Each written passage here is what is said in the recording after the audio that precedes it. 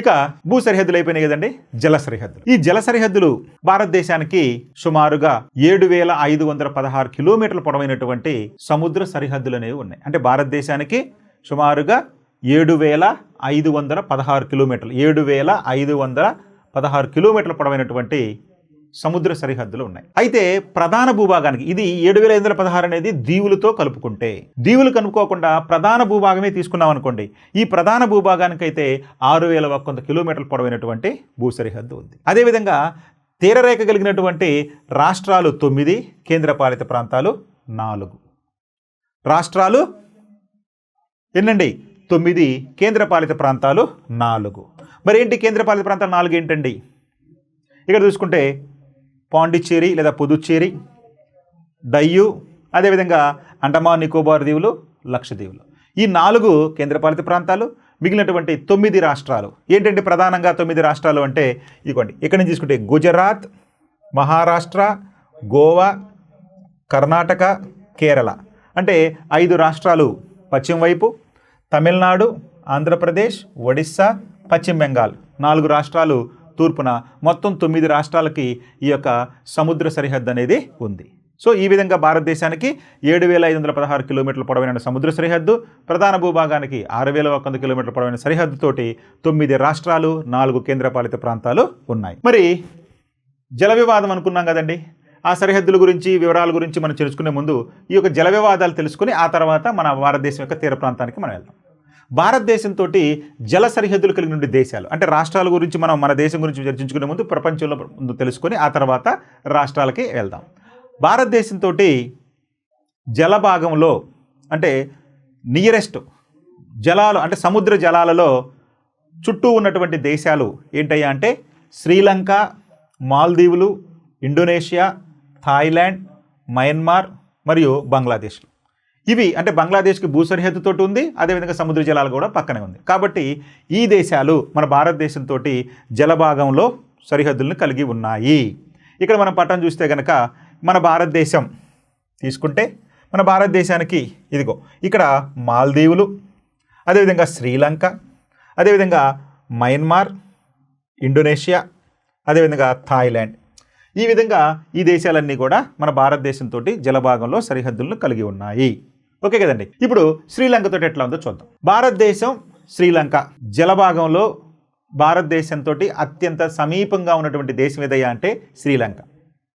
శ్రీలంకకి మన భారతదేశానికి అత్యంత సమీపమైనటువంటి జలభాగం అంటే చిన్న జలభాగం మాత్రమే భారతదేశాన్ని శ్రీలంకను వేరు చేస్తుంది. భారతదేశం శ్రీలంకల మధ్య ఈ క్రింది ప్రాంతాలు ఉన్నాయి జలభాగంలో. అవి ఆడమ్స్ బ్రిడ్జ్ లేదా రామసేతు, పంబన్ దీవి, అదేవిధంగా పాక్ జలసంధి, అదేవిధంగా మన్నార్ సిద్ధిశాఖ.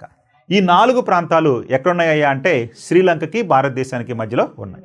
ఇక్కడ మనం ఈ పటం చూస్తే కనుక తెలుస్తుంది. ఇదిగోండి, ఇది పాక్ స్ట్రైట్, అదేవిధంగా ఇది గల్ఫ్ ఆఫ్ మన్నార్, ఇది పాంబన్, ఇది పాంబన్ దీవి, అదేవిధంగా ఇంకోటి తీసుకుంటే ఆడమ్ బ్రిడ్జ్, ఇది ఆడమ్స్ బ్రిడ్జ్. ఈ 4 భారతదేశానికి పాకిస్తాన్కి మధ్యలో ఉన్నాయి.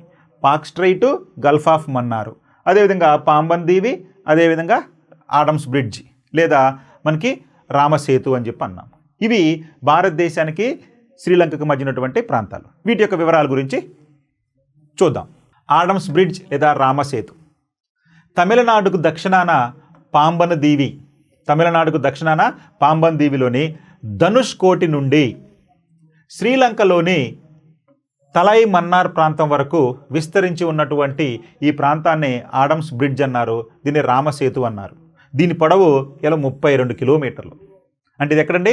తమిళనాడుకు దక్షిణాన ఉన్నటువంటి పాంబన్ దీవి నుంచి, మన తమిళనాడుకు దక్షిణ పాంబన్ దీవి నుంచి, అదేవిధంగా శ్రీలంకలోని తలై మన్నార్ ప్రాంతం వరకు విస్తరించినటువంటి ప్రాంతాన్ని ఇక్కడ చూడండి.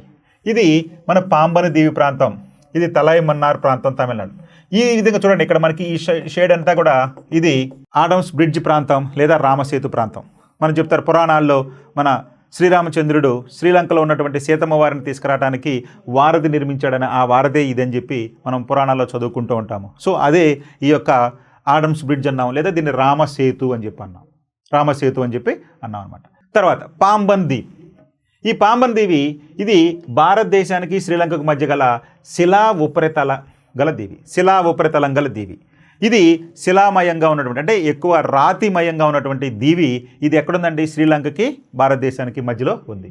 ఇదిగోండి ఇది శిలామయం ఈ దీవి ఈ మొత్తం కూడా ఇదంతా కూడా పాంబన్ దీవిగానే మనం పేర్కొంటాం. ఇది ఇటు ఉత్తర భాగంలో మన భారతదేశం ఈ వైపు ఉంటే శ్రీలంక ఇటువైపు ఉంటుంది. సో ఈ విధంగా మనకి పాంబన్ దీవి అనేది కూడా భారతదేశానికి శ్రీలంకకి మధ్య ఉన్నటువంటి ఒక దీవిగా మనం పేర్కోవచ్చు. చూడండి ఈ దీవిలో ఉన్నటువంటి కట్టడాలు కానీ ఇవన్నీ కూడా మంచి టూరిజం ప్లేస్. ఇక పాక్ జలసంధి కూడా భారతదేశానికి శ్రీలంకకి మధ్యనే ఉంది. ఇది ఆడమ్స్ బ్రిడ్జికి ఉత్తరాన పాక్ జలసంధి ఉన్నాయి. అంటే పాక్ అగాధం పాక్ జలసంధి ఉన్నాయి. అంటే ఆడమ్స్ బ్రిడ్జికి ఉత్తరాన పాక్ అగాధం లేదా పాక్ జలసంధి ఉన్నాయి.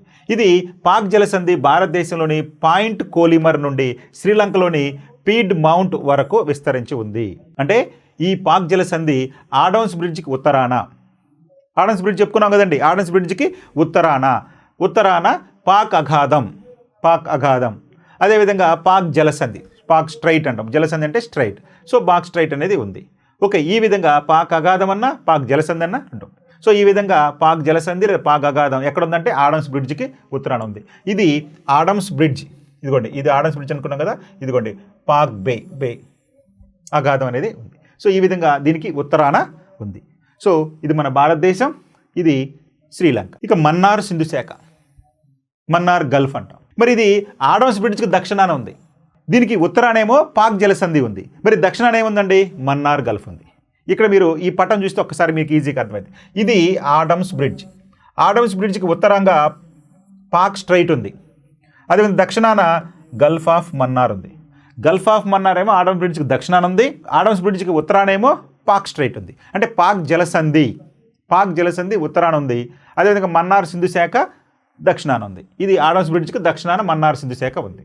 మరి ఈ సింధు శాఖ భారత్లోని నాగర్కోయిల్ అంటే తమిళనాడుకు చెందింది నుండి శ్రీలంకలోని మన్నార్ వరకు విస్తరించి ఉంది ఈ యొక్క సింధు శాఖ. అదేవిధంగా 1974లో జరిగినటువంటి ఒప్పందం ప్రకారం ఈ ప్రాంతంలో ఉన్నటువంటి కచ్చతీవు దీవులను భారతదేశం శ్రీలంకకి ఇచ్చివేసింది. ఓకే అండి. సో ఈ ప్రాంతంలో ఉన్నటువంటి కచ్చతీవు దీవులను భారతదేశం శ్రీలంకకు ఇచ్చివేయడం అనేది జరిగింది. ఓకే అండి. ఇక మరొక దేశంతో భారతదేశం నుండి జల సరిహద్దుల గురించి తెలుసుకున్నాం. అది భారతదేశం మాల్దీవులు ఎక్కడుండండి హిందూ మహాసముద్రంలో ఉన్నాయి. మనకి లక్షద్వీపులకు సమీపంగా ఉన్నాయి. సో ఈ విధంగా భారతదేశంకి మాల్దీవులకు మధ్య 8 డిగ్రీల ఛానల్ 8 డిగ్రీల ఉత్తరాక్షాంశం అనేది ఉంది. ఇది భారతదేశానికి సంబంధించినటువంటి ఇదిగోండి ఇది భారతదేశం ఇది మాల్దీవులు. ఇక్కడ 8 డిగ్రీల ఛానల్ అనేది ఉంది. 8 డిగ్రీల ఛానల్ అనేది ఇక్కడ ఉంది. సో ఇది మాల్దీవులకి భారతదేశానికి సంబంధించి. అదేవిధంగా భారతదేశం ఇండోనేషియా ప్రపంచంలో అత్యధిక దీవులుగా ఉన్నటువంటి దేశం ఇండోనేషియా. సముద్రాల్లో ఎక్కువ దీవులు ఉంటాయి. అదేవిధంగా ఆ ఇండోనేషియాకి భారతదేశంలోని గ్రేట్ నికోబార్ దీవికి ఇండోనేషియాలోని సుమత్రా దీవికి మధ్య గ్రేట్ ఛానల్ అనేది ఉంది.